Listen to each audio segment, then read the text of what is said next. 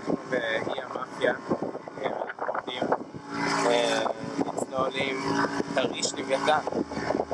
אז יש פה בחור בשם אפרו שהוא מארגן סיורים, ואנחנו הולכים עכשיו על הסירה, והולך להיות מטורף.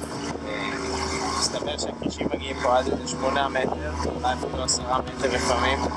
אז החבר'ה שם בהמשך הסירה מנסים למצוא את הכרישים, ואל תדאגו, הם אוכלים רק פלנקטון.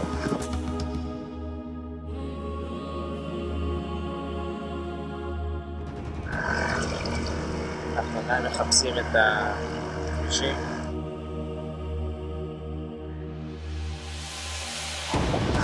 אוקיי, מסתבר שהספינות האחרות מצאו את הכריש, אז אנחנו בדרך שהכריש פה איפשהו ואנחנו עומדים למצוא אותו, אז כולם בלחץ ובטירוף, אז הפילים מוכנים, שיחה על הראש.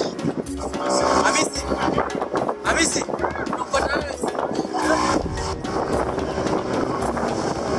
הוא תכף יגיד לנו מתי לקפוץ. ג'אמפ!